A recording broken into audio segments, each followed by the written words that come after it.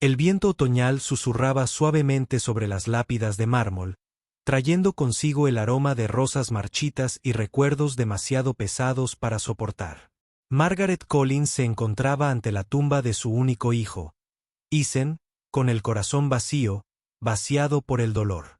Habían pasado 3 años desde el accidente automovilístico que se lo llevó. Sin embargo, cada visita era como reabrir la herida. Era una mujer que una vez dominó salas de juntas y forjó imperios con sus palabras. Pero frente a esta tumba, solo era una madre, rota, silenciosa y perdida. Esa mañana, esperaba soledad, la tranquila compañía de sus pensamientos y quizás el consuelo de susurrar al viento. Pero al acercarse a la lápida familiar, se quedó paralizada. Había alguien allí, una joven arrodillada junto a la tumba de Ethan, abrazando a una niña pequeña, con el cuerpo temblando como si su alma se estuviera deshaciendo. Si crees en la bondad, el perdón y las segundas oportunidades, tómate un momento para dar me gusta, comentar, compartir y suscribirte a Crónicas que rompen el alma. Porque a veces una historia nos recuerda que la compasión puede florecer incluso del dolor más profundo. Los sollozos de la mujer eran crudos, desenfrenados, y resonaban por el cementerio. Su largo cabello oscuro le caía en cascada sobre el rostro mientras apretaba una mano temblorosa contra la fría lápida. La niña en sus brazos, de no más de 2 años, miraba a su alrededor con ojos abiertos y curiosos, aferrada a un pequeño oso de peluche. El pulso de Margaret se aceleró. No conocía a esta mujer. Y, sin embargo, algo en su imagen le parecía incorrecto o quizás demasiado correcto. Armándose de valor, se acercó, sus tacones crujiendo suavemente contra el camino de grava. El sonido hizo que la joven se girara bruscamente, con el rostro tenso por las lágrimas y los ojos abiertos por el pánico. Durante un largo instante, simplemente se miraron fijamente. 2 madres unidas por algo que ninguna podía comprender aún. La mirada de Margaret se posó en las flores colocadas cuidadosamente al pie de la tumba. Menta fresca, la favorita de su hijo.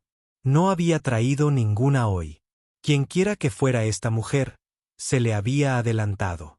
La confusión le recorrió el pecho, mezclada con una leve punzada de celos. ¿Quién eres?, quiso preguntar, pero las palabras no salieron de sus labios.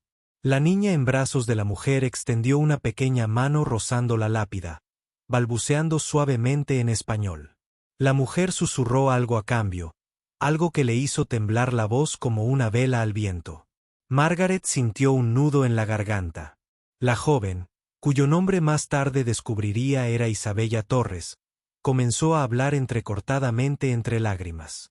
Dijo que no pretendía interrumpir, que había venido a agradecer a los hombres enterrados allí. Su acento era marcado, su voz frágil pero sincera. Margaret escuchó, cada palabra cayendo como gotas de lluvia sobre tierra seca. Isabella contó que hacía 3 años, con 8 meses de embarazo, vivía en un pequeño apartamento en Madrid, abandonada por el padre del niño y demasiado pobre para sobrevivir. Una noche fría, cuando se encontraba en su punto más bajo, recibió un correo electrónico de un donante desconocido, un hombre llamado Ethan Collins, que se ofrecía a pagar sus facturas de hospital y alojamiento a través de una fundación benéfica. Había leído su historia en línea, dijo, y su acto de generosidad la había salvado a ella y a su hijo nonato. Margaret se quedó sin aliento. Ethan, su Ethan, había estado trabajando en una empresa filantrópica, ayudando a madres solteras con dificultades en todo el mundo, un proyecto que antes había descartado como una tontería idealista. Ahora, al mirar a Isabella, sosteniendo al niño que él había salvado sin saberlo, Margaret se dio cuenta de que la bondad de su hijo había llegado mucho más allá de lo que ella jamás hubiera imaginado. Isabella continuó, con los ojos brillantes. Dijo que había viajado hasta Estados Unidos después de enterarse del fallecimiento de Ethan. Necesitaba agradecer en persona a los hombres que nunca la habían conocido, pero que habían cambiado su destino. Las lágrimas nublaron la visión de Margaret mientras se acercaba un paso más, con el corazón entre el dolor y la admiración. Recordó las interminables noches que había pasado sentada en la habitación de Isen tras su muerte, deseando una señal de que su vida había importado. Ahora, frente a Isabella y su pequeña Lucía, comprendió que la señal había llegado. Los brillantes ojos azules de Lucia brillaban a la luz del sol, un color tan familiar que le provocó escalofríos en la espalda. Eran los mismos ojos que su hijo había tenido. Por un fugaz instante, sintió como si Isen la mirara a través de esa niña inocente. El dolor que una vez la abrumó comenzó a cambiar, transformándose en algo más suave, un dolor silencioso mezclado con gratitud. Invitó a Isabella a caminar con ella por el jardín del cementerio. Y mientras lo hacían, compartieron sus historias. Margaret habló de la brillantez de Isen, de su risa, del día que lo perdió. Isabella habló de la soledad, del coraje, de cómo la bondad de un hombre le había devuelto la fe en la humanidad. Sus pasos eran lentos, su silencio pesado pero sanador. En los días siguientes, Margaret se encontró pensando constantemente en Isabella y la pequeña Lucía. Los invitó a su casa una tarde, sin saber por qué, quizá para llenar el silencio que la había consumido desde la muerte de Isen.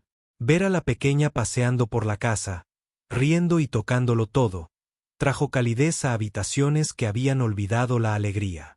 Isabella, aunque humilde y vacilante, volvió a sonreír. Ayudaba a Margaret a cocinar, limpiaba sin que se lo pidieran y hablaba de sus sueños de encontrar trabajo, de construir una vida para su hija. Por primera vez en años, Margaret se sintió necesaria. Se encontró enseñando inglés a Isabella, mostrándole a Lucía viejos álbumes de fotos de Isen, y poco a poco se forjó un vínculo, no de sangre, sino de corazón. Los vecinos empezaron a notar el cambio en Margaret. La empresaria fría y retraída que antes solo hablaba en términos de sala de juntas, ahora se reía de los chistes de los niños y compartía comidas con alguien que le recordaba el verdadero significado de la humanidad. Pero una noche, mientras revisaba los viejos archivos de Isen, Margaret encontró algo que le hizo temblar las manos. Una carta dirigida a ella, fechada pocos días antes de su muerte. En ella, Isen escribía sobre un proyecto que había iniciado para patrocinar a madres solteras de forma anónima y mencionaba a una mujer española que estaba a punto de dar a luz sola. «Mamá», escribió, «si alguna vez me pasa algo, por favor, prométeme que seguirás ayudando a personas como ella. Porque la bondad nunca debe morir con quien la da». Las lágrimas corrían por el rostro de Margaret mientras sostenía la carta contra su pecho. Supo entonces lo que tenía que hacer. Contactó con su equipo legal y creó una fundación en nombre de Isen para apoyar a madres con dificultades en todo el mundo. Nombró a Isabella su primera empleada, no por caridad, sino por fe. Fe en su fuerza, su resiliencia y en cómo el destino había entrelazado sus vidas. Juntos, trabajaron incansablemente para hacer crecer la fundación.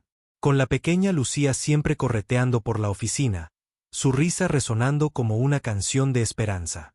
Años después, en el aniversario del fallecimiento de Isen, Margaret regresó al cementerio una vez más. Esta vez no estaba sola.